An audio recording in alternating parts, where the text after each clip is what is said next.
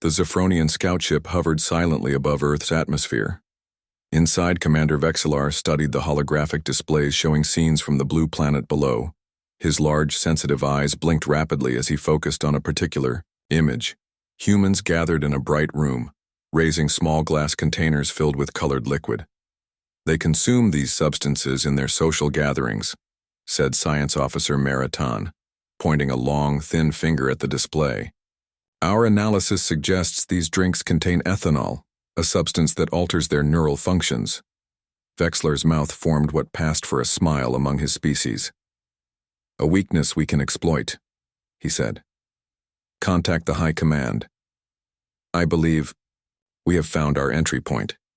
3 weeks later, the massive Zephronian flagship emerged from hyperspace just beyond the orbit of Mars. Unlike the scout ship, this vessel made no attempt to hide. It broadcasted peaceful intentions on all frequencies used by Earth's space agencies. In the White House Situation Room, President Kate Harrison sat at the head of the table. Her gray suit matched the serious mood, but her eyes showed excitement rather than fear. What do we know about them? She asked, looking at the collection of military leaders and scientists gathered around her. General Howard Foster stood up. The alien vessel is approximately 3 miles long. They call themselves the Zephronians and claim to come from a star system about 60 light-years away. They're requesting a diplomatic meeting. Do we believe them? The president asked. Dr. Diana Lawson, head of xenobiology at NASA, cleared her throat. Their technology is clearly advanced beyond ours. If they wanted to attack, they could have done so without announcing themselves. President Harrison nodded. Set up the meeting, but let's be careful. Captain Frank Westfield checked his uniform in the mirror one last time. At 42, his brown hair showed touches of gray at the temples, but his posture remained perfectly military. As head of the newly formed Earth Diplomatic Corps, he would be the first human to directly interact with the alien visitors. Ready for this, Frank? Asked Dr. Diana Lawson as she approached. Her dark hair was pulled back tightly, her lab coat exchanged for a formal blue suit. As ready as anyone can be for first contact, he replied with a smile that didn't quite reach his eyes. What's your take on these Zephronians? Diana lowered her voice despite the fact they were alone in the preparation room aboard the Unity space station. Biological scans suggest they evolved in an environment similar to Earth but with lower gravity. Their body chemistry is carbon-based, but with significant differences in how they process toxins. The station's intercom interrupted their conversation. Zephronian shuttle approaching docking bay 3. Frank straightened his shoulders. Showtime. The Zephronian delegation consisted of 5 aliens, each standing about 7 feet tall with slender bodies, pale blue skin and large expressive eyes. Their leader stepped forward, making a gesture with his 4-fingered hands. I am Ambassador Krell-Tuck of the Zephronian Empire, he said, his voice translated through a small device attached to his throat. We bring greetings and gifts from our people to yours. Frank bowed slightly. Captain Frank Westfield of Earth, on behalf of all humans, welcome to Unity Station. Behind Krell-Tuck, 2 Zephronians moved forward carrying an ornate container. We bring the finest wines from our home world, said the ambassador.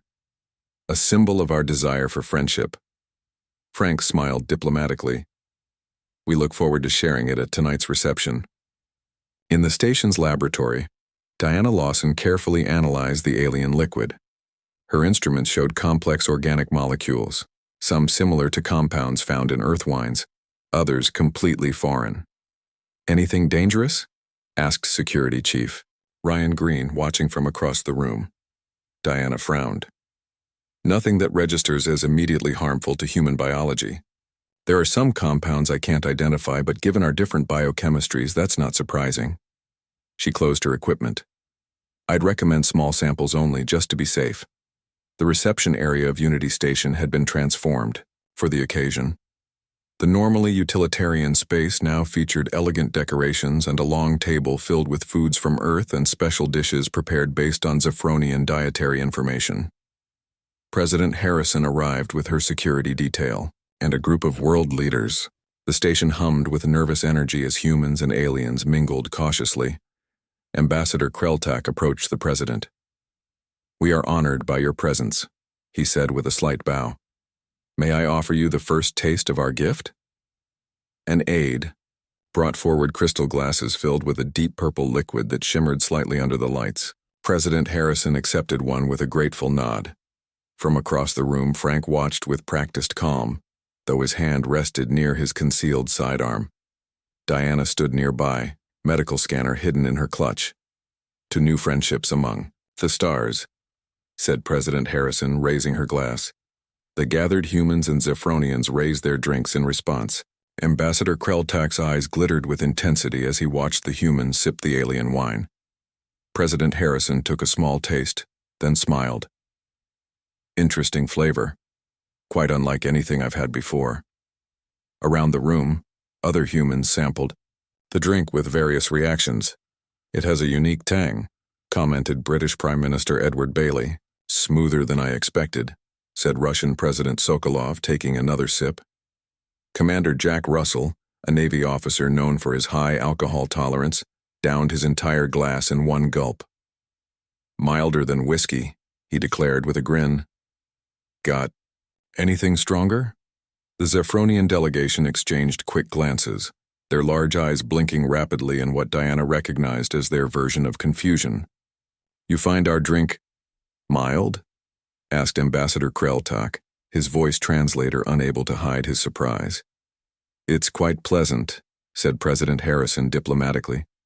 "Though I admit, we humans enjoy a wide variety of beverages with different strengths and flavors." Frank noticed the Zephronians huddling together, speaking rapidly in their own language. Something about their body language concerned him. He moved closer to President Harrison. "Is everything all right, Ambassador?" asked the president, noticing the alien's agitation. Kreltak composed himself quickly. "Yes, of course, we are simply surprised by how much you appreciate our traditional beverage.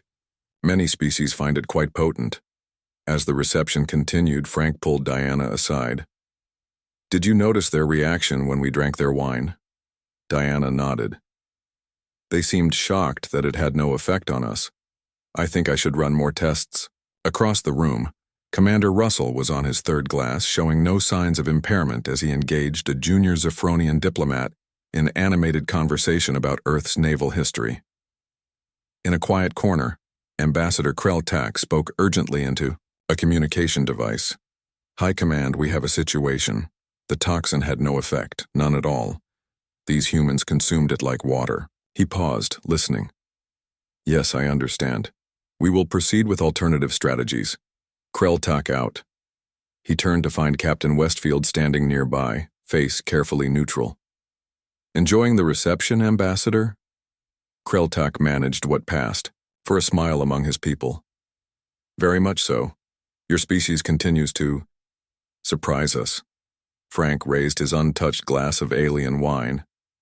"To surprises, then?" "Indeed," replied the ambassador. "To surprises." Chief Biologist Mevlor paced nervously in the laboratory of the Zephronian flagship. His slender blue fingers tapped rapidly on the console as he reviewed the data for the 5th time. "Impossible," he muttered. "Simply impossible." The door slid open and Ambassador Kreltak entered. His normally composed face showed signs of stress. "Tell me you have answers," Kreltak demanded. Mevlor gestured to the holographic display. "The toxin we added to the wine contains enough neurotox 7 to kill any sentient being in our database. Yet these humans showed no effects, not even minor neural disruption. Could our intelligence be wrong? Perhaps they detected the toxin?" "No," said Mevlor. "Our scans confirm they ingested it. Their bodies simply processed it." On Earth, Dr. Olivia Martinez worked late in her laboratory at the Global Health Organization in Geneva. The sample of alien wine sat under powerful microscopes and chemical analyzers. Her brown eyes narrowed as she studied the results on her screen. "This can't be right," she said to herself, brushing a strand of black hair from her face. She picked up her phone and dialed. "Dr. Baker, I need you to see this." William Baker arrived 20 minutes later, his lab coat wrinkled from a long day. At 60, he was one of the world's leading experts on toxicology. "What am I looking at?" he asked, studying the data. The alien wine, replied Olivia. It contains a compound similar to methanol but far more complex. By all rights, it should be deadly to humans. But our liver enzymes break it down efficiently, Dr. Baker whistled. Fascinating. And they gave this to the president? To everyone at the reception, Olivia confirmed. I think they were trying to poison us. In the meeting room of the White House, President Harrison listened gravely as Defense Secretary Alan Wallace delivered the report. So you're telling me the aliens tried to kill us at our first meeting? She asked, her voice level despite her anger. That's what the evidence suggests, Madam President, Wallace replied. Dr. Martinez's analysis is conclusive. The wine contained a powerful neurotoxin. Yet nobody suffered any ill effects, noted the president. Dr. Diana Lawson spoke up. That's the remarkable part. Humanity's evolutionary history with alcohol has given us unique metabolic pathways. What would kill most species is barely noticeable to us. Dr. Martinez believes our liver enzymes evolved to handle toxins because of our long history with fermented beverages. So our love of booze saved humanity? Asked General Foster with a hint of amusement. In a manner of speaking, yes, Diana replied. The president stood up. I want to know more about these Zephronians and what they're planning next. Aboard the Unity station, Captain Frank Westfield met with a junior Zephronian diplomat named Zivka. Unlike the other aliens, Zivka seemed genuinely curious about humans. Your people consume these fermented drinks regularly? He asked, watching. With fascination, as Lieutenant George Peterson poured a small amount of bourbon into 2 glasses. For thousands of years, George explained. Ancient sailors drank rum instead of water because it stayed fresh longer. Russians survived cold winters partly thanks to vodka. Medieval monks brewed stronger and stronger ales. Zivka's large eyes blinked rapidly. On my world, such substances would cause immediate neural collapse. We evolved without any similar compounds in our environment. George took a sip of his bourbon. One person's poison is another's pleasure, I guess. On the Zephronian flagship, Admiral Vrax slammed his fist on the table. Enough talk of biology. The chemical approach failed. We moved to Plan B. The military leaders around him straightened. Vrax was known for his quick temper and quicker decisions. The humans have no significant space fleet, continued Vrax. Their weapons technology is primitive. We launch a direct assault on their orbital defenses, then secure key locations on the surface. Ambassador Kreltak looked uncomfortable. Hi. Command ordered diplomacy first. Diplomacy has failed, interrupted Vrax. These humans are more dangerous than we anticipated. Their resistance to our toxins proves it. Better to strike now before they learn more about us. In Earth Space Command Center, alarms blared. Commander Nicole Freeman rushed to the main control room, still pulling on her uniform jacket. Report, she ordered.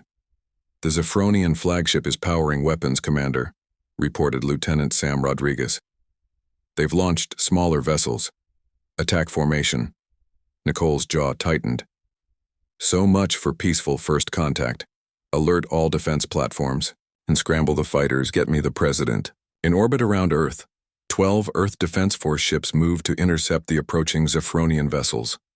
Though smaller and less advanced, the human ships carried crews who had trained for this possibility. Hold positions, ordered Nicole, through the comm system. Let them come to us. Use the satellite network for cover. The lead Zephronian battlecruiser fired first, its energy weapon tearing through one of Earth's defensive satellites. Return fire, ordered Nicole. All ships, execute pattern Delta. To the Zephronian surprise, the Earth ships broke formation, seeming to retreat in different directions. Admiral Vrax laughed. They scatter like prey animals, he said. Pursue and destroy. But the human tactic wasn't retreat.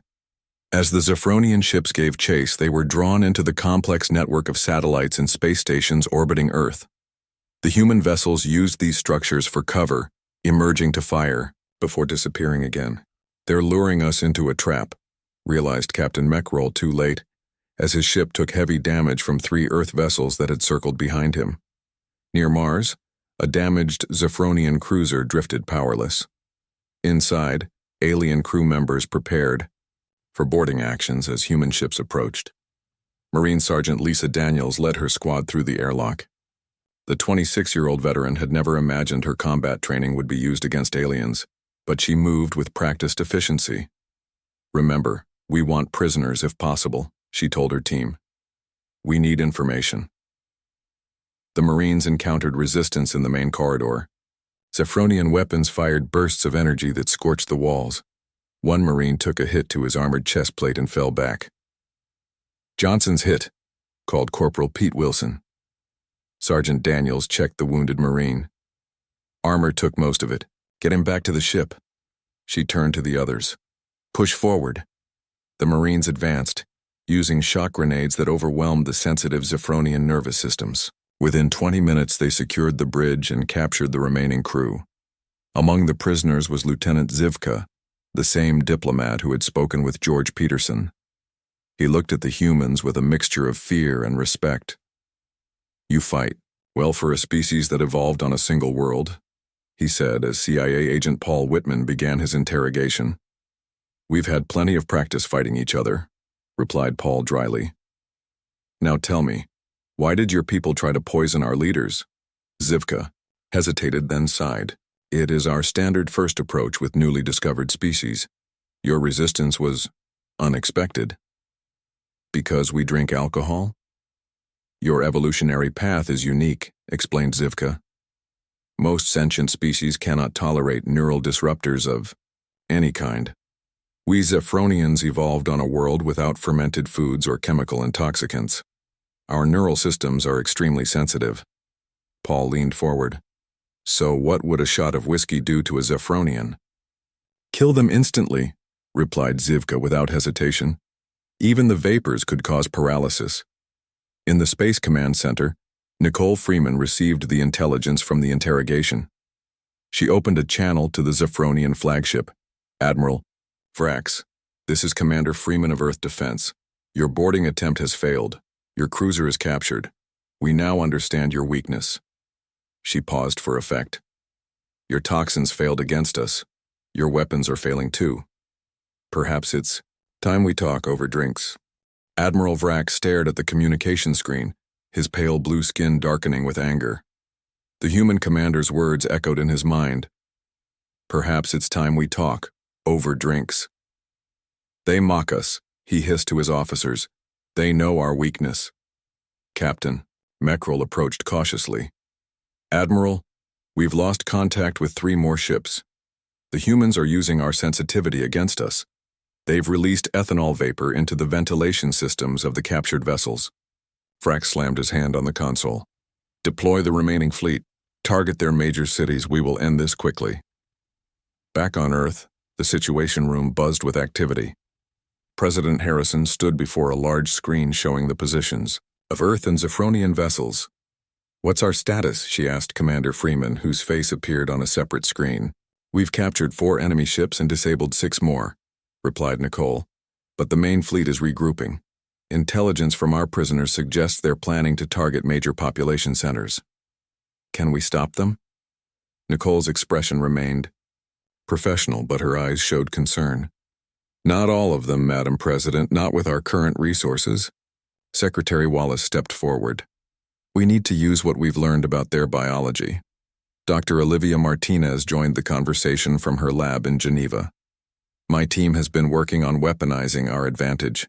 We've created aerosol ethanol, compounds that could incapacitate the Zephronians without killing them." "How soon can we deploy?" asked the President. "The Space Force can load the compounds into missiles within 2 hours, said General Foster. "But we need to get close enough to their ships." Commander Freeman spoke up. "I have a plan for that." In orbit, the human defense fleet seemed to be retreating. The Earth ships pulled back toward the moon, appearing to abandon their defensive positions. "They run," said Admiral Vrax with satisfaction. "Begin the attack approach."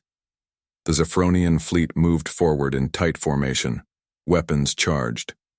On the bridge of his flagship, Vrax studied the tactical display with growing confidence. "Their behavior is strange," noted his tactical officer. "This retreat seems too organized." "They recognize superior force," replied Vrax dismissively. Press the attack. Aboard the Earth Command Ship Defender, Commander Freeman watched the alien fleet advance. They're taking the bait, she said to her bridge crew. All ships hold position behind the moon. Launch Operation Moonshine on my mark. The Zephronian fleet moved past the dark side of the moon, their sensors detecting no immediate threats. Suddenly, hundreds of small objects launched from the lunar surface. What are those? Demanded Vrax, pointing at the swarm of incoming projectiles. Analysis shows small missiles, reported his sensor officer. Minimal explosive capability. Vrax relaxed slightly. They waste their ammunition. Our shields will hold against such weapons. The missiles impacted the Zephronian shields and exploded. But instead of conventional explosives, they released clouds of aerosolized ethanol that dispersed around the ships. The specially designed compounds began to seep through the energy shields, which were calibrated to stop physical objects and energy weapons, not chemical vapors. On multiple Zephronian ships, alarms blared as environmental sensors detected the incoming compounds. Crew members began to collapse, their sensitive neural systems overwhelmed by even the small amounts that entered through external vents and docking bays. "We're being poisoned," shouted Captain Meekrel, his voice slurring. "Seal all ventilation systems." But it was too late for many ships. Crews became disoriented, unable to maintain their positions or operate weapon systems. Some vessels began to drift aimlessly. Admiral Vrax, protected in his inner command center with separate air filtration, watched in horror as his fleet fell into chaos. "This is impossible," he whispered. His communication officer, struggling to stay conscious, reported, "Incoming transmission from the humans." On the screen appeared Commander Freeman, her expression stern but not triumphant. "Admiral Vrax, your fleet is disabled. Your crews are incapacitated but not killed. We could destroy your ships now, but we choose not to. We offer terms for your surrender." In the lunar base that had been secretly established months before first contact, Sergeant Lisa Daniels and her Marines prepared for possible boarding actions. "I never thought we'd fight aliens with booze," said Corporal Wilson, checking his gear. Lisa smiled grimly. "Whatever works. Load up the ethanol grenades. If we have to board, aim for their ventilation systems." Back on Earth, President Harrison addressed the United Nations emergency session. "The Zephronian attack has been contained," she announced to the gathered world leaders. "Thanks to the quick action of our combined forces and the scientific insights of our research teams, we have neutralized the threat without destroying their fleet." Applause filled the chamber, but the president raised her hand for silence. "This is not a moment for celebration, but for planning our next steps carefully. We now understand that humans and Zephronians have evolved with fundamentally different biological resistances. What is harmless to us is deadly to them." In the medical wing of the Space Command Center, Dr. Diana Lawson worked with a team treating injured human soldiers and examining Zephronian prisoners. "Their neural pathways are fascinating," she told Dr. William Baker as they reviewed brain scans. "Their sensitivity to certain compounds gives them advantages we don't have. They can detect trace chemicals at concentrations thousands of times lower than humans can sense." "Every adaptation has its trade-offs," replied Baker. "Our ability to process toxins came at the cost of subtler senses."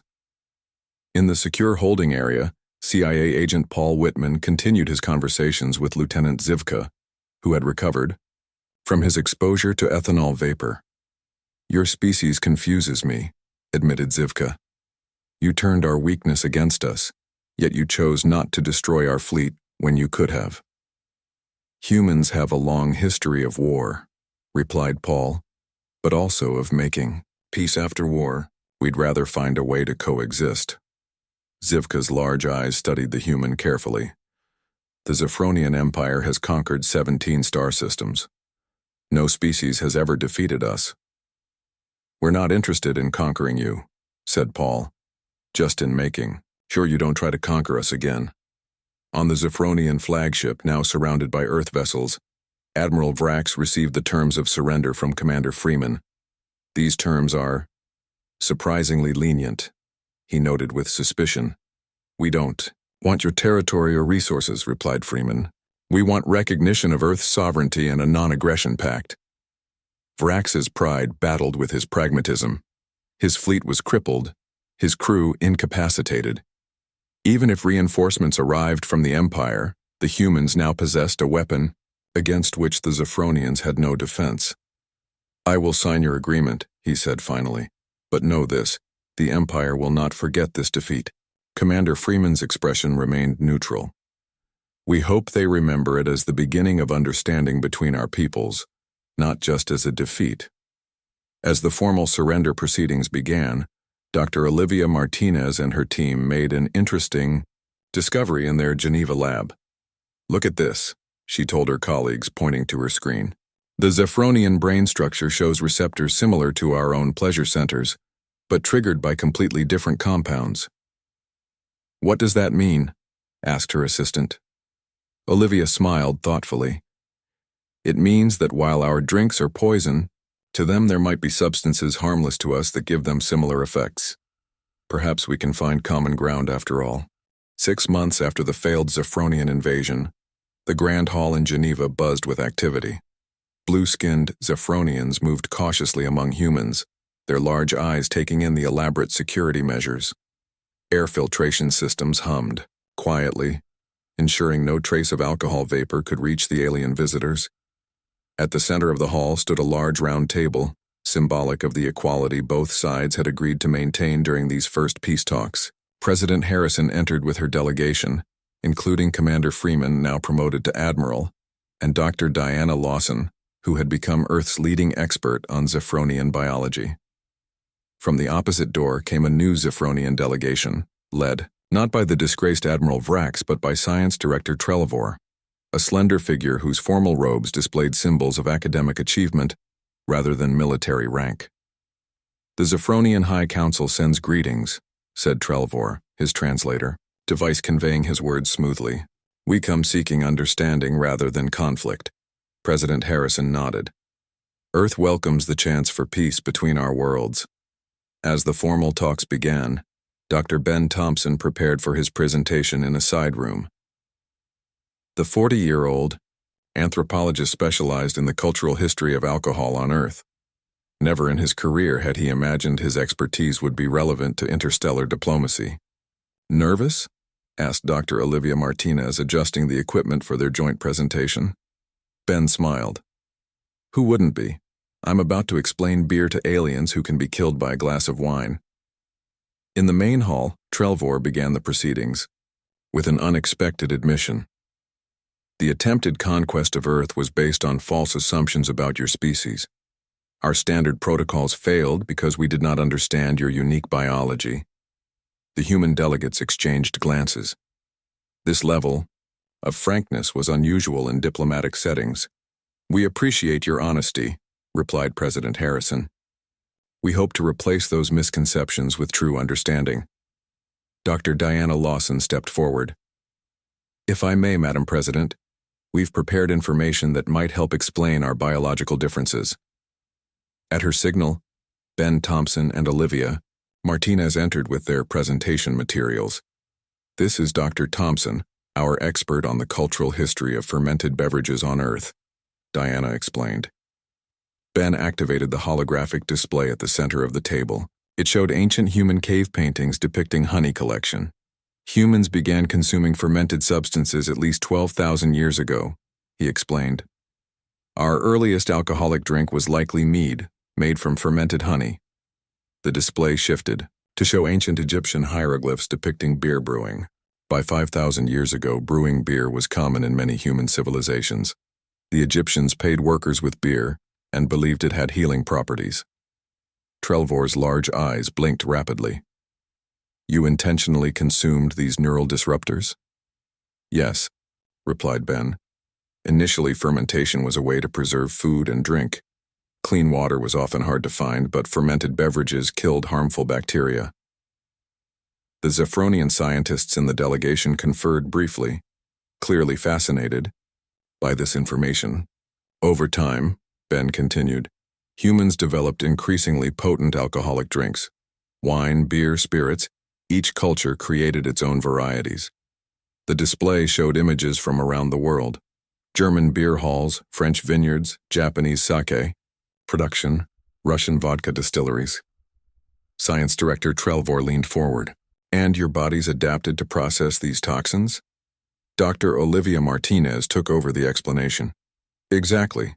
Human liver enzymes evolved to break down alcohol efficiently. What would kill a Zephronian barely affects us after our bodies have adapted. In the back of the room, a young human woman named Kelly Martinez, Olivia's sister, waited for her cue. As the owner of an international chain of specialty bars, she had been recruited for a rather unusual diplomatic role. Director Trelvor, said President Harrison, with your permission, we've arranged a demonstration that might help bridge our cultural gap. Trelvor looked curious. What kind of demonstration? Kelly stepped forward, wheeling a small cart, covered with tiny vials. I'm Kelly Martinez, cultural ambassador for this portion of our exchange. I specialize in beverages from around Earth. The Zephronians looked at the vials with visible apprehension. These samples have been diluted to 1 part per million, explained Kelly. At this concentration, they pose no danger to Zephronian physiology, according to Dr. Lawson's research. But they will allow you to safely experience the aromas that are part of human culture. With extreme caution, the Zephronian scientists examined the safety protocols. After confirming the dilution levels, Trelvor bravely volunteered to try the first sample. Kelly handed him a sealed container with a special filter that would release only molecules of aroma, no liquid. This is the scent of beer from Germany, diluted to safe levels. Trelvor held the container near his sensory organs and inhaled gently. His eyes widened. Fascinating, there are many compounds here. I detect grains, something sweet and something bitter. Barley, malt, and hops, confirmed Kelly with a smile. Very good. For the next hour, the Zephronians cautiously experienced diluted aromas from beverages around the world: French wine, Scottish whiskey, Mexican tequila, Japanese sake. Their sensitive senses detected nuances that even experienced human sommeliers might miss. Your species created this diversity from a substance that should have killed you, said Trelvor with newfound respect. Instead of avoiding these toxins, you transformed them into cultural treasures. Meanwhile, in another room, Zephronian biochemists shared information with human scientists about their own biology. Your sensitivity to neural disruptors gives you advantages we lack, noted Dr. William Baker as he studied their data. You can detect airborne chemicals at concentrations far below our threshold. The same pathways that make us vulnerable to your alcohols give us this gift, explained the Zephronian scientist Kelmore. Every adaptation has its purpose. Back in the main hall, the formal negotiations progressed more smoothly than anyone had expected. The cultural exchange had transformed the atmosphere from tense to curious. We propose a research alliance, said Trelvor. Your scientists have medical insights that could benefit us, and our chemical sensitivity might help you develop new technologies. President Harrison nodded. We welcome cooperation rather than conflict. As the day's session concluded, Admiral Nicole Freeman found herself speaking with a Zephronian military observer. Your tactics were impressive, admitted the alien officer. No other species has ever defeated a Zephronian fleet. Nicole studied him carefully. We didn't want to destroy your ships or kill your people. We just needed to stop the attack. That restraint puzzles us, said the Zephronian. In your position, we would have eliminated the threat completely. Humans have a long history of war, replied Nicole. We've learned that how you win matters as much as whether you win. Sometimes mercy creates better long-term outcomes than destruction. As the Geneva Conference continued over the following days, scientists from both species made remarkable discoveries. Human medical researchers found that understanding Zephronian neural sensitivity offered new approaches to treating human neurological disorders. Zephronian chemists discovered that studying human liver enzymes could help them develop protective measures against toxic environments. The conference ended with the signing of the Earth-Zephronian Cooperation Treaty. As President Harrison and Science Director Trelvor completed the formal ceremony, Kelly Martinez approached with 2 final beverages. For the humans, champagne to celebrate, she said, offering glasses to the Earth delegation. And for our Zephronian friends, crystal spring water infused with minerals from your homeworld. Trelvor raised his glass of water. To differences that bring wisdom rather than conflict, President Harrison raised her champagne.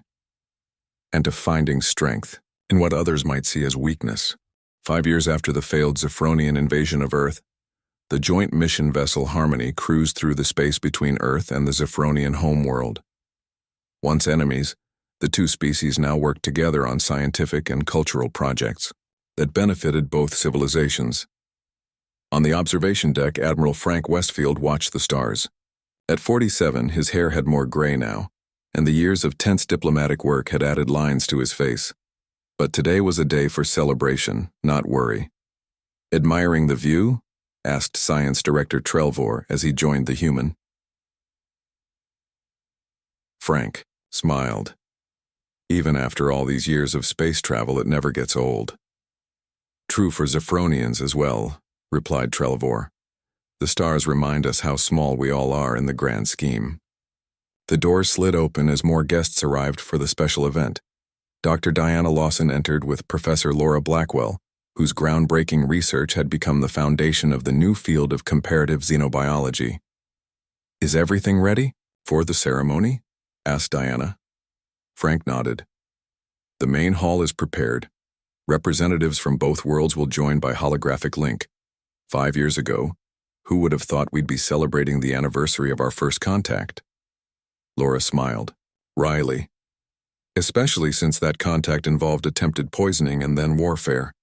A regrettable misunderstanding, said Trelvor with what humans had learned was the Zephronian equivalent of embarrassment. One that has led to unexpected benefits for both our peoples. In the ship's main hall, humans and Zephronians gathered together. The room was divided into 2 environmental sections, one normal for humans, the other carefully filtered for Zephronians, but a transparent barrier allowed easy viewing between the sections, and communication systems let everyone hear each other clearly.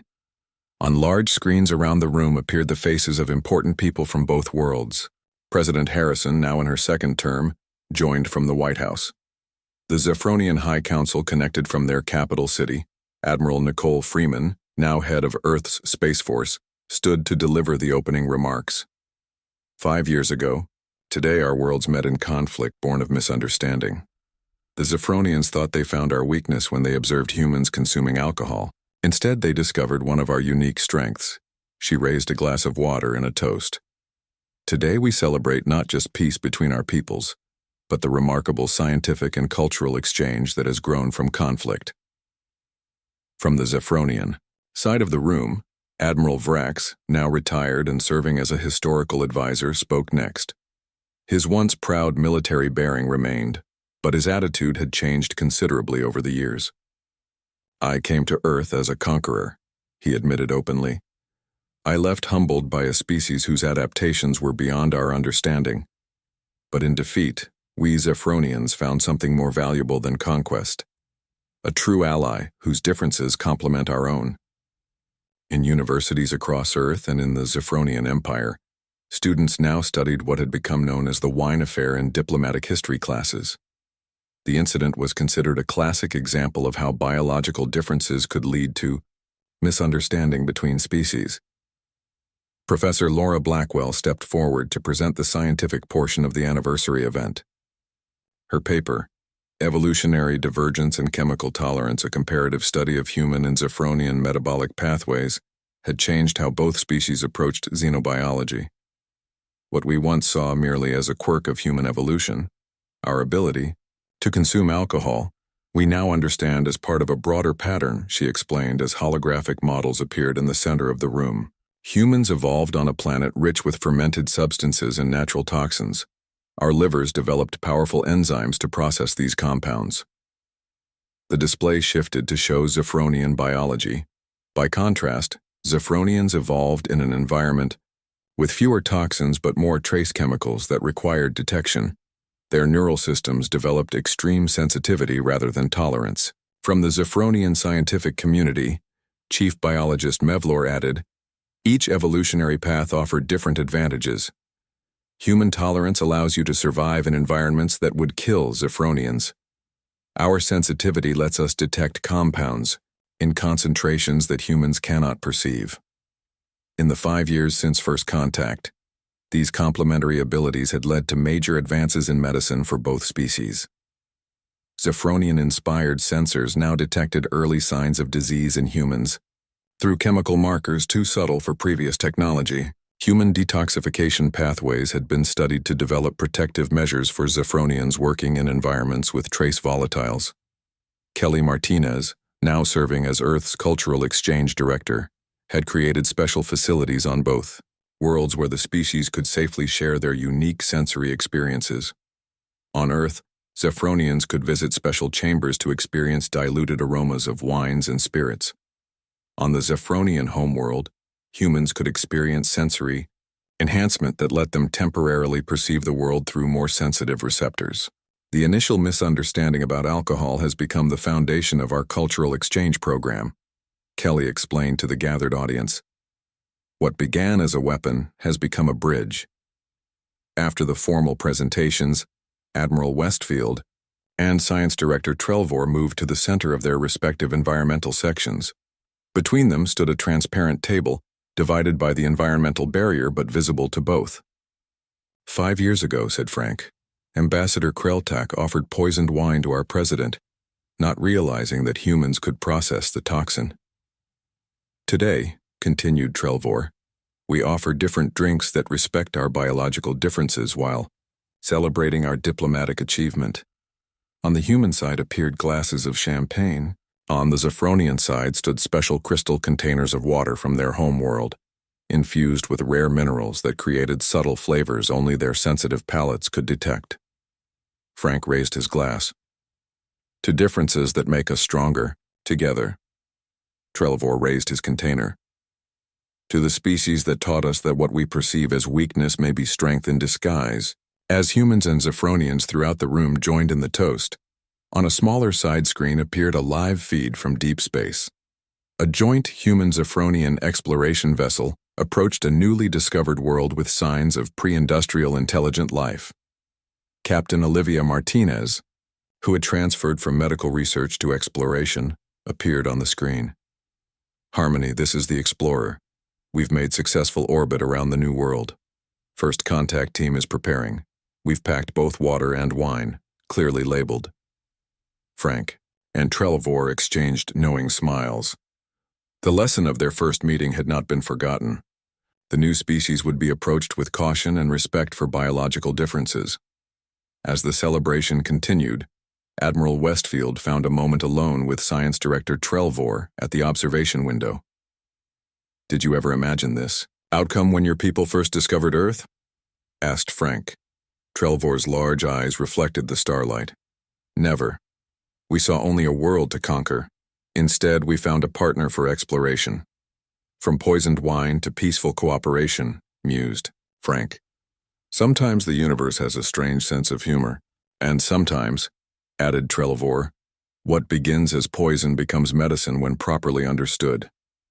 Outside the viewport, a small shuttle departed the Explorer, carrying humans and Zephronians together toward the new world and whatever differences and similarities they might discover there.